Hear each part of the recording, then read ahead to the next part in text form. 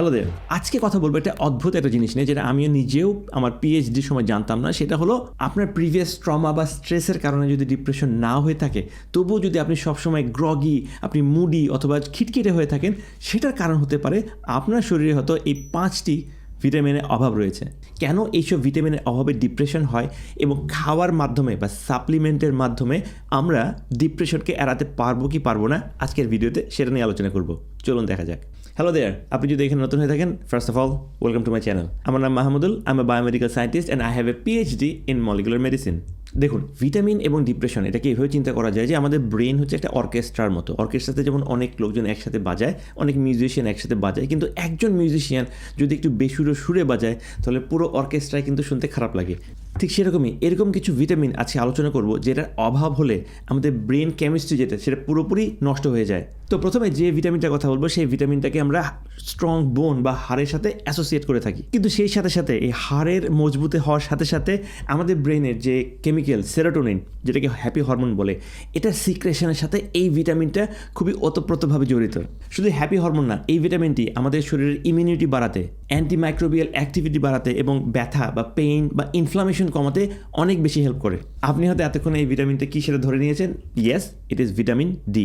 এখন পর্যন্ত বিভিন্ন সায়েন্টিফিক স্টাডিতে দেখা গিয়েছে যে যাদের ভিটামিন ডি এর লেভেল কম থাকে, তাদের হতাশ হওয়া বা ডিপ্রেস হওয়ার সম্ভাবনা সিগনিফিকেন্টলি অনেক বেড়ে যায়। কারণ হচ্ছে যে ভিটামিন ডি আমাদের ব্রেনের মাল্টিপল মুড রেগুলেটরি যে পাথওয়ে, সেটা নিয়ে কাজ করে। আপনি হয়তো চিন্তা করছেন যে বাংলাদেশে বা সাউথ এশিয়াতে আমাদের তো প্রচুর রোদ রয়েছে, তাহলে আমাদের কি ভিটামিন ডি দরকার? ডেফিনেটলি দরকার। কারণ হচ্ছে আমরা যারা দীর্ঘ সময় ঘরের মধ্যে থাকি বা অফিস আদালতে থাকি অথবা বাইরে সানস্ক্রিন ইউজ করি, ইভেন এয়ার পলিউশনের কারণে আমাদের যে ইউভি লাইট যেটা এসে স্কিনে এসে ভিটামিন ডি তৈরি করার কথা ছিল, সেটাও কিন্তু অনেকটা ব্লক হয়ে যায়। সেক্ষেত্রে ভিটামিন ডি অবশ্যই দরকার। যদি আপনার কোনো কারণ ছাড়াই যদি ডিপ্রেশন বা ভালো ফিল না হয়, এবং স্পেশালি যদি উইন্টার সিজনে আপনার মুড সুইং হতে থাকে, vitamin D is very essential. তো আপনার যদি ভিটামিন ডি এর অভাব হয়ে থাকে, তাহলে কী করবেন? খুবই সিম্পল। সকালবেলা আপনি 10 থেকে 20 মিনিট আপনি রোদে হাঁটাহাঁটি করবেন। আমরা তো জানি যে আমাদের বাচ্চাদের ভিটামিন ডি এর জন্য আমরা বাইরে হয়তো আমাদের বাচ্চাদেরকে নিয়ে যাই, কিন্তু আমরা যারা গ্রোন আপ রয়েছি, যারা বড় রয়েছি, তাদেরও কিন্তু এটা করা দরকার, 10 থেকে 20 মিনিট বাইরে হাঁটা। এবং সেই সাথে সাথে এই প্রসেসটাকে অ্যাক্সেলারেট করার জন্য আপনি সপ্তাহে 2 থেকে 3 দিন ভিটামিন ডি সাপ্লিমেন্ট নিতে পারেন। বাজারে অনেক ধরনের অ্যাপ্রুভড ভিটামিন ডি সাপ্লিমেন্ট রয়েছে, যেটা আপনাকে হেল্প করবে আপনার ভিটামিন ডি এর যে ডেফিসিয়েন্সি, এখান থেকে বের হয়ে আসতে। সেকেন্ড যে ভিটামিনের কথা বলবো, সেই ভিটামিন আমাদের সেরোটোনিন, যেটা হ্যাপি হরমোন আগে বলেছি, ডোপামিন যেটা মুড রেগুলেটরি হরমোন বা মোটিভেশনাল হরমোন বলে আমরা জানি, এই সব কিছু সিনথেসিসের জন্য খুবই বেশি ইম্পর্টেন্ট। এটা আসলে দুইটা ভিটামিন, একটা হচ্ছে ভিটামিন B12 এবং ফোলেট, যেটাকে আমরা ভিটামিন B9 বলেও জানি। এই ভিটামিনের অভাব হলে কী হয়? স্পেশালি আমাদের যে নিউরো ট্রান্সমিটার আমাদের ব্রেন যেটা তৈরি করে, এটার ব্যাঘাত ঘটে। সেই কারণে আমাদের সবসময় গ্রগি লাগে, আমাদের ফ্যাটিক লাগে এবং সবসময় টায়ার্ডনেস ফিল হয় আমাদের যদি ভিটামিন B12 এবং B9 এর অভাব হয়। স্টাডিতে দেখা গিয়েছে যে সকল লোকজনের মধ্যে ভিটামিন B12 এর অভাব হয়, তাদের ডিপ্রেশনে বা হতাশার মধ্যে চলে যাওয়ার সম্ভাবনা অলমোস্ট 2 গুণ বেড়ে যায়। এখানে রিস্ক কাদের? এখানে রিস্ক তাদের যারা ভেজিটেরিয়ান এবং ভিগান, যারা অ্যানিম্যাল প্রোটিন যেমন মাছ, মাংস, ডিম এগুলো খান না, তাদের এই ভিটামিন B12 এবং B9 এর অভাব হওয়ার সম্ভাবনা অনেক বেড়ে যায়। সেই সাথে সাথে যারা বয়স্ক ব্যক্তি, যাদের ভিটামিনের অ্যাবজর্পশন বয়সের কারণে কমে যায়, তাদের মধ্যেও এই ফোলেট এবং B12 এর অভাব কিন্তু অনেক বেশি দেখা গিয়েছে। দেখুন, আমরা অনেক সময় আমাদের আর্থসামাজিক কারণে অথবা পার্সোনাল প্রেফারেন্সের কারণে মাংস বা মাছ জাতীয় জিনিস বা খাবার যেটা, সেটা খেতে চায় না। সেক্ষেত্রে কী হতে পারে? সেক্ষেত্রে আপনার ভিটামিন B12 এবং ফোলেটের অভাব হতে পারে। সেক্ষেত্রে ডিম হতে পারে আপনার B12 এবং ফোলেট বা B9 এর একটা খুব ভালো সোর্স। সেই সাথে সাথে যদি সম্ভব হয়, ডেফিনেটলি প্রোটিন বা প্রোটিন জাতীয় খাবার খেতে হবে। মাছ, মাংস, মাছের মধ্যে যদি চান, যদি বড় মাছ খেতে না চান, সেক্ষেত্রে ছোটো মাছ খেতে পারেন। এবং ভেজিটেবলের মধ্যে পালং শাক আপনাকে খুবই উপকারে আনতে পারে এই ভিটামিন B12 এবং ফোলেটের যে অভাব, সেখান থেকে বাঁচার জন্য। তৃতীয় যে ভিটামিনটা আছে, সেটাকে আসলে অ্যাকচুয়ালি ভিটামিন বলবো না, কিন্তু এটা আমাদের ব্রেন হেলথ, মুড, এই সব কিছুর জন্য খুবই বেশি ইম্পর্ট্যান্ট, এবং সেটা হলো ওমেগা 3। আমাদের ব্রেন 60% ফ্যাট দিয়ে তৈরি, এবং এই ওমেগা 3 কনফার্ম করে ইমোশনাল ব্যালেন্স বা ইমোশনাল কন্ট্রোল, নিউরাল ফ্লুইডিটি এবং ইনফ্লামেশন রেগুলেশন। ওমেগা 3 অভাব হলে মেইনলি যেটা হয়, আমাদের ব্রেনে ইনফ্লামেশন বাড়তে পারে, যেটা আমাদের ডিপ্রেশন বা হতাশ হওয়ার সম্ভাবনার সাথে খুব বেশি অ্যাসোসিয়েটেড। তো ওমেগা 3 কোথায় পাবেন? ছোট মাছে প্রচুর পরিমাণে ওমেগা 3 রয়েছে এবং যদি সম্ভব হয় সামুদ্রিক মাছ খেতে পারেন, যেটা ওমেগা 3 খুব ভালো সোর্স। এছাড়া ওয়ালনাট খেতে পারেন, দই খেতে পারেন, অথবা কড লিভার অয়েল যদি আপনি খেতে পারেন, সেটা ওমেগা 3 একটা বড় সোর্স হিসেবে কাজে দেবে।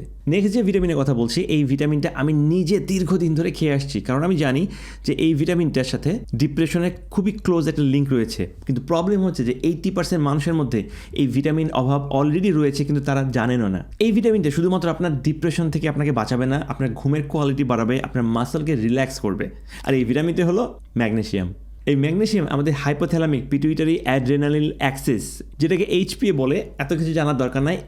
এই সিস্টেমের মেইন কাজ হচ্ছে যে আমাদের বডির স্ট্রেস লেভেলকে মেনটেন করা বা কমিয়ে রাখা। আর এই সিস্টেমকে মেনটেন করতে, অর্থাৎ স্ট্রেসকে কমানোর জন্য এই ম্যাগনেসিয়াম এটা অনেক বড় ভূমিকা পালন করে। আর এই ম্যাগনেসিয়ামের অভাব হলে আমাদের ওভার অ্যাক্টিভ কর্টিসল বেড়ে যায়। কর্টিসল হচ্ছে স্ট্রেস হরমোন, মানে স্ট্রেস বেড়ে যাচ্ছে, টেনশন বেড়ে যাচ্ছে, অ্যাংজাইটি বেড়ে যাচ্ছে, এবং ডিপ্রেশনের যে সিমটম সেটা আরও বেশি দেখা যায় যদি আমাদের ম্যাগনেসিয়ামের অভাব হয়। তো প্রবলেম হচ্ছে যে আমাদের দেশে আমরা অনেক বেশি পলিশড ভাত খাই। আমরা ভাতের উপরে যে কোটিং থাকে, যেটার মধ্যে অনেক ম্যাগনেসিয়াম থাকে, আমাদের পাওয়ার কথা ছিল।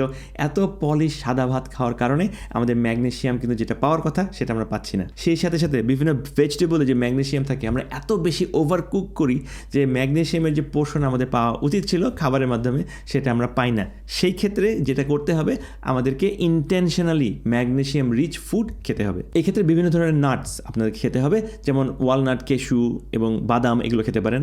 এর সাথে সাথে আপনি দই খেতে পারেন, এখানে যেটা বলেছি আগে, ছোটো মাছ খেতে পারেন, শাকসবজি বেশি করে খেতে পারেন, স্পেশালি পালং শাক, এবং মাঝে মাঝে হোয়াইট রাইসের জায়গায় হয়তো ব্রাউন রাইস খেতে পারেন, আনপলিশ রাইস খেতে পারেন, যেটাতে আপনার ম্যাগনেসিয়ামের যে অভাব সেটা কিছুটা হলেও কম হবে। আর ম্যাগনেসিয়ামের একটা বড় সোর্স হচ্ছে ডার্ক চকলেট। তো ডার্ক চকলেটটা খেয়ে ফেলেন এবং ম্যাগনেসিয়াম পেয়ে গেলেন।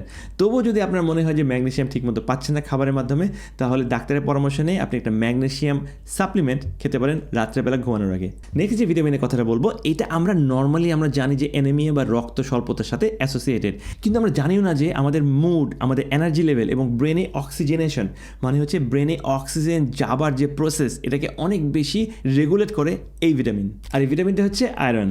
আয়রনের অভাব হলে যেটা হয় যে আমাদের ব্রেনে অক্সিজেন কম যায়, আর এই কারণে আমাদের সবসময় টায়ার্ড লাগে, ইরিটেশন হয়, ফ্যাটিক লাগে, এবং ইমোশনাল ডালনেস এই ভিটামিনের অভাবে, আয়রনের অভাবে অনেক বেশি বেড়ে যায়। স্টাডিতে দেখা গিয়েছে যে মেয়েদের মধ্যে, স্পেশালি মেনস্ট্রুয়াল ওমেনদের মধ্যে যাদের ভিটামিনের এই অভাব রয়েছে, এই আয়রনের অভাব রয়েছে, তাদের ডিপ্রেশনের পরিমাণ অনেক বেড়ে যায়। সো যারা মহিলা যারা আছেন তাদেরকে ডেফিনেটলি কনফার্ম করতে হবে যে আপনারা যেন নিয়মিত আয়রন জাতীয় খাবার অথবা আয়রন সাপ্লিমেন্ট নিয়ে থাকেন।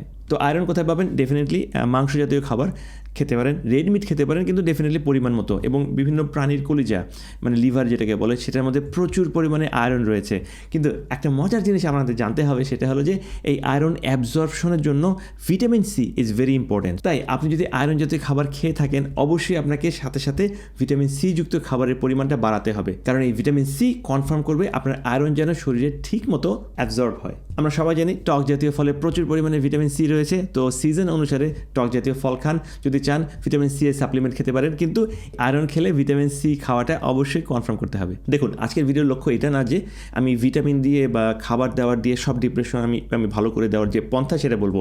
আপনার যদি স্ট্রেস থাকে, ট্রমা থাকে, কোনো মানসিক কোনো সমস্যা থাকে, ডেফিনেটলি আপনি ডাক্তারের কাছে যাবেন এবং তাদের কাছ থেকে সঠিক যে চিকিৎসা সেই চিকিৎসাটা নেবেন। কিন্তু এটা ছাড়াও আমরা যারা সাউথ এশিয়ান রয়েছি, তারা অনেক সময় ভুলে যাই বা অনেক সময় হয়তো জানিও না যে কিছু ভিটামিনের অভাবের কারণে আমাদের কিন্তু ডিপ্রেশন হতে পারে। এবং আই হোপ আজকের এই ভিডিওটা আপনাকে হেল্প করবে ভিটামিনের কারণে যদি আপনার কোনো ডিপ্রেশন হয় সেখান থেকে বেরিয়ে আসতে। থ্যাংক ইউ এতক্ষণ পর্যন্ত থাকার জন্য। এরকম হেলথ রিলেটেড সায়েন্স হ্যাক যদি জানতে চান, চোখ রাখুন আমার এই চ্যানেলে। ধন্যবাদ।